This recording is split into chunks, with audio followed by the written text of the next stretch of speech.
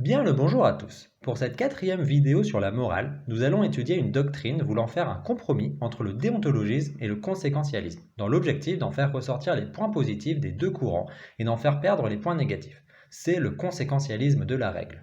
Tout comme le déontologisme, le conséquentialisme de la règle suppose qu'il existe des règles morales universelles, et tout comme le conséquentialisme, il considère qu'il faut regarder les conséquences pour juger moralement. Donc, dans ce paradigme, il existe des règles morales universelles qui ont les meilleures conséquences morales sur l'état du monde. Et encore une fois, le bonheur est la conséquence privilégiée, ce qui donne l'utilitarisme de la règle. Le conséquentialisme et le conséquentialisme de la règle sont des théories très proches. Le premier est local, c'est-à-dire qu'il analyse la bonne action à faire à chaque fois, alors que le conséquentialisme de la règle est global.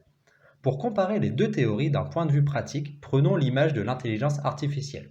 De la même manière que le machine learning, le conséquentialisme de la règle fait des calculs en amont, puis lors d'un événement utilise ces calculs antérieurs pour connaître la bonne action, ce qui complique le commencement mais facilite la suite. Et comme l'algorithme du min-et-max en théorie des jeux, le conséquentialiste doit calculer à chaque événement, ce qui est long, mais le conséquentialiste n'a pas d'initiation coûteuse en temps de calcul. Pour comprendre en quoi le conséquentialisme de la règle améliore le déontologisme, rappelons-nous des problèmes du déontologisme. Le premier est que la notion de règle morale est floue.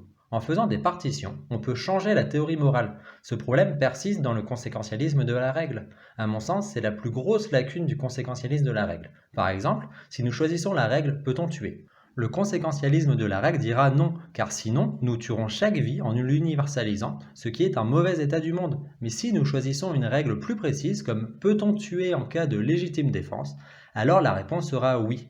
Mais pour la première règle, la réponse était non, même en cas de légitime défense. Donc il y a une ambiguïté difficile à soulever, ce qui crée une liberté, ce qui rend la théorie moins prédictive sur les bonnes actions. Plus nous choisirons des règles précises, plus le conséquentialisme de la règle se rapproche d'un conséquentialisme.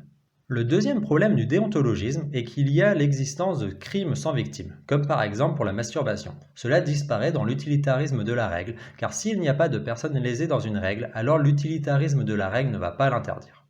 Le troisième problème du déontologisme est le problème de nuance, car une règle peut être obligatoire, interdite ou neutre, mais pas plus. Alors que dans l'utilitarisme de la règle, parmi deux règles positives d'un point de vue moral, celle augmentant le plus le bonheur général sera préférée, donc il y a une nuance.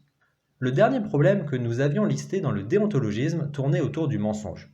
Le problème du déontologisme est qu'il ne peut pas prendre en compte les conséquences plus ou moins probables, ce qui n'est pas une restriction de l'utilitarisme de la règle. Par conséquent, au sein de l'utilitarisme de la règle, il est possible de faire une partition du type mentir lorsque les gens veulent créer du malheur ou mentir dans d'autres cas.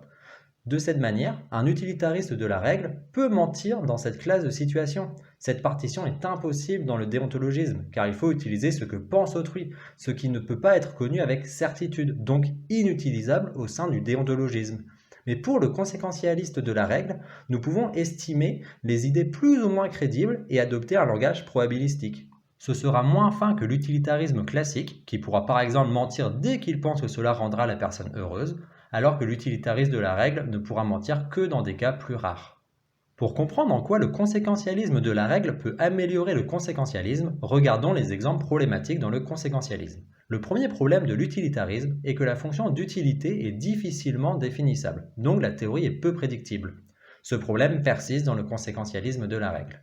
Le deuxième problème du conséquentialisme est le cas où un monstre d'utilité existe. Il faudrait tout faire pour qu'il ait la plupart des ressources. Or, en conséquentialisme de la règle, il ne faut pas regarder si dans ce cas précis il faut tout lui donner, mais regarder si en général les règles disant qu'il faut partager les ressources ou qu'une minorité se les accapare sont préférables. Or, il semble bien qu'un partage, pas forcément exact, est préférable à une accaparation, donc le monstre d'utilité est résolu par le conséquentialisme de la règle. Le troisième problème du conséquentialisme correspond aux demandes inacceptables. Il est difficilement justifiable qu'il est impossible que parfois une de ces demandes inacceptables augmente le bonheur général, donc l'utilitarisme pourrait dans de très rares cas en accepter une. Mais il devient par contre beaucoup plus crédible qu'en général, il est préférable de les refuser. Donc si nous devons faire le choix entre ne jamais accepter ces demandes et toujours les accepter, il semble que d'un point de vue du bonheur, ne jamais les accepter est préférable. Par conséquent, l'utilitarisme de la règle les proscrit. Nous pouvons maintenant nous demander si l'utilitarisme de la règle résout le problème de la conclusion répugnante de Parfit. Il semble que non, dans la mesure où le raisonnement de Parfit n'est pas local mais global, il est sur la population. Donc, un des principaux défauts de l'utilitarisme persiste. Par rapport à la machine à expérience de Robert Nozick, qui est un argument permettant de justifier que le bonheur ne serait pas le critère unanimement supérieur à tous, l'utilitarisme de la règle est dans la même difficulté que l'utilitarisme. Le dernier problème de l'utilitarisme correspond à l'expérience de pensée du tramway. Dans le premier cas, où on peut faire dévier le tramway, ce qui fait mourir une personne mais en sauve 5, les deux théories disent qu'il faut le faire.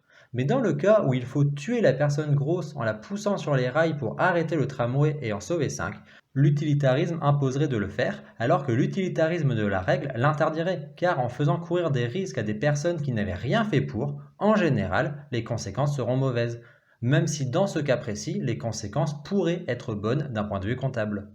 Ce nouveau système moral qui mixte les deux précédents en fait donc une synthèse en voulant garder les qualités des deux théories, mais sans vraiment perdre totalement leurs défauts, et en ayant des bases moins solides, car ce sont des théories dont les bases sont contradictoires.